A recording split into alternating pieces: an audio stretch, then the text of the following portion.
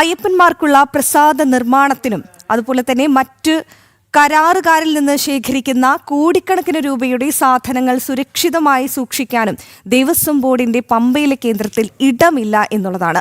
അടച്ചുറപ്പില്ലാത്ത ഗോഡൌണിലെ സാധനങ്ങൾ ആനയും കാട്ടുപന്നിയും അടക്കമുള്ള മൃഗങ്ങളും ഭക്ഷണമാക്കാനുള്ള സാധ്യതയും നിലനിൽക്കുന്നുണ്ട്. ഇനിയിപ്പോൾ മണ്ഡലകാലം ആരംഭിക്കാൻ മാസങ്ങൾ മാത്രം അവശേഷിക്കെയാണ് ദേവസ്വം ബോർഡ് ഇക്കാര്യത്തിൽ ഇരുട്ടിൽ തപ്പിക്കളിക്കുന്നത്. ഈ വാർത്ത റിപ്പോർട്ട് ചെയ്ത പ്രശാന്ത് ശങ്കരമംഗലത്ത് നമ്മളോടൊപ്പം ചേരുകയാണ്. പ്രശാന്ത്, ഈ മണ്ഡലകാലം അടുക്കുമ്പോൾ എപ്പോഴും ഈ ദേവസ്വം ബോർഡ് സർവ്വസജ്ജമാണ് എന്നുള്ള വലിയ അവകാശവാദങ്ങളൊക്കെ നടത്തും അല്ലേ രാഖി? മാത്രമല്ല, പക്ഷേ ഈ തീർത്ഥാടനം അങ്ങ് ആരംഭിച്ചു കഴിഞ്ഞാൽ പക്ഷേ ഈ അയ്യപ്പന്മാർക്ക് കണ്ണീരൊഴുക്കാനുള്ള സാഹചര്യമാണ് പലപ്പോഴും ഉണ്ടായിട്ടുള്ളത്. ഇപ്പോൾ സംഭവിക്കുന്നത് ഈ പമ്പയിൽ അവിടെ സാധനങ്ങൾ ശേഖരിക്കുന്നതിൽ ഈ കോടിക്കണക്കിന് രൂപയുടെ കരാറുകാരിൽ നിന്നൊക്കെ ശേഖരിച്ച ഒട്ടനവധി സാധനങ്ങൾ ഭക്തരെത്തുന്ന പുണ്യ സ്ഥലമാണ്. അതുകൊണ്ട് തന്നെ അത്രത്തോളം ആളുകൾ എത്തുന്നു, അത്രത്തോളം സാധനങ്ങൾ അവിടെ സൂക്ഷിക്കേണ്ടതുണ്ട്. അപ്പോൾ ഒരു മതിയായ സൗകര്യമില്ല എന്ന് പറയുമ്പോൾ അത് വല്ലാത്തൊരു അവസ്ഥ തന്നെയാണ്. എന്താണ് ഈ ദേവസ്വം ബോർഡ് ഈ വിഷയത്തിൽ നൽകുന്ന വിശദീകരണം, പ്രശാന്ത്?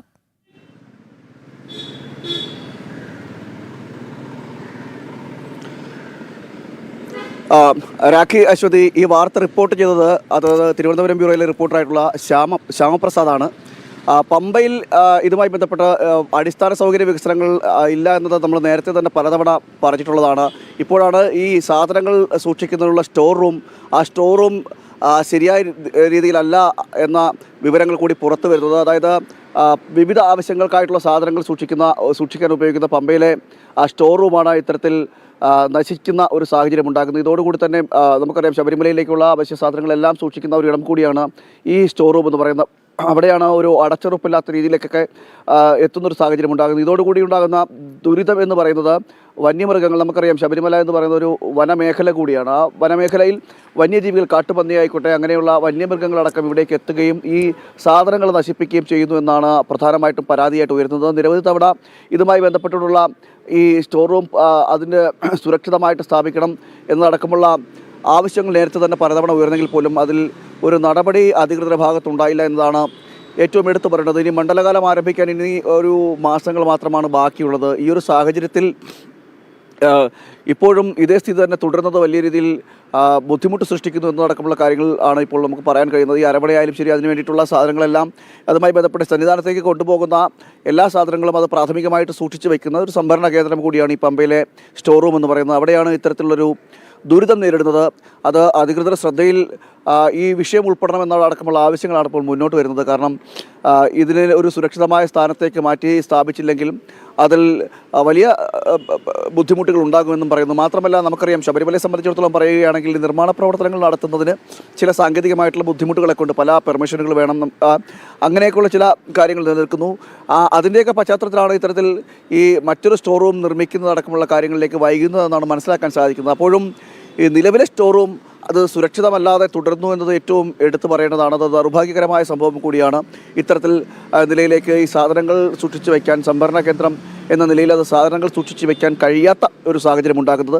എന്തായാലും അധികൃതരുടെ ഭാഗത്തു നിന്നും അടിയന്തരമായി ഈ വിഷയത്തിൽ ഇടപെടണമെന്നൊരു ആവശ്യമുണ്ട്. ദേവസ്വം ബോർഡിൻ്റെ ഭാഗത്തുനിന്നായാലും ശരി, ഈ വിഷയത്തിൽ ഇടപെടണമെന്നൊരു ആവശ്യമാണ് ഇപ്പോൾ ഉയർന്നു കേൾക്കുന്നത്. ഇത്തരത്തിൽ ഈ സംഭരണ കേന്ദ്രം ഇങ്ങനെ ഇതേ നിലയിൽ തുടർന്നു കഴിഞ്ഞാൽ അത് സാധനങ്ങളെല്ലാം അവിടേക്ക് കൊണ്ടുവയ്ക്കുന്ന സന്നിധാനത്തേക്ക് ആവശ്യമായിട്ടുള്ള സാധനങ്ങൾ അത് ഈ സംഭരണ കേന്ദ്രത്തിൽ നിന്നാണ് പിന്നീട് സന്നിധാനത്തേക്ക് എത്തിക്കുകയൊക്കെ ചെയ്യുന്നത്. വിവിധ മാർഗ്ഗങ്ങളിലൂടെയൊക്കെ സന്നിധാനത്ത് എത്തിക്കുകയൊക്കെ ചെയ്യുന്നത്.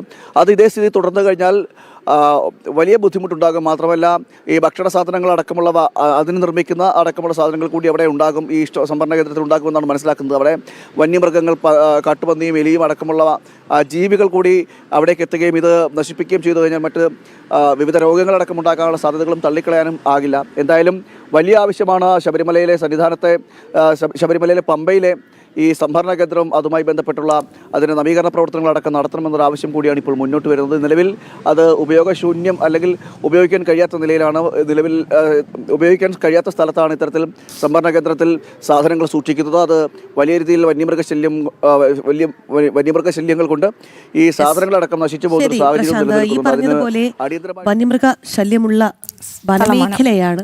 തീർച്ചയായും അത്തരത്തിലുള്ള പുണ്യകേന്ദ്രമാണ്. അതുകൊണ്ട് തന്നെ ഇത്തരത്തിൽ സാധനങ്ങൾ സൂക്ഷിക്കാൻ അടച്ചുറപ്പുള്ള ഒരു സ്ഥലമാണ് ആവശ്യം, കേന്ദ്രമാണ് ആവശ്യം. പക്ഷെ അവിടെയാണ് ദേവസ്വം ബോർഡ് ഇങ്ങനെ ഇരുട്ടിൽ തപ്പുന്നത് എന്നുള്ളതാണ്. എന്തായാലും ഈ ഈ അയ്യപ്പന്മാർക്ക് വേണ്ടിയുള്ള പ്രസാദത്തിനൊക്കെ വേണ്ടിയുള്ള സാധനങ്ങളാണ് അവിടെ സൂക്ഷിക്കുന്നത്. അതിനി അയ്യപ്പന്മാർക്ക് തന്നെയാണോ ഉപകരിക്കുക, അതോ കാട്ടാനയാണോ പുലിയാണോ ആരാണ് അത് കഴിക്കാൻ പോകുന്നതെന്ന് അറിയില്ല. എന്തായാലും അതിൽ പമ്പയിൽ എത്രയും വേഗം ആ സംഭരണ കേന്ദ്രത്തിന് ഒരു സുരക്ഷിതത്വം ഉറപ്പുവരുത്താൻ ദേവസ്വം അധികൃതർ തയ്യാറാകണം എന്നുള്ളതാണ്. ഇനി മണ്ഡലകാലത്തിന് ഇനി അധികം മാസങ്ങൾ ഇല്ല. അതെ.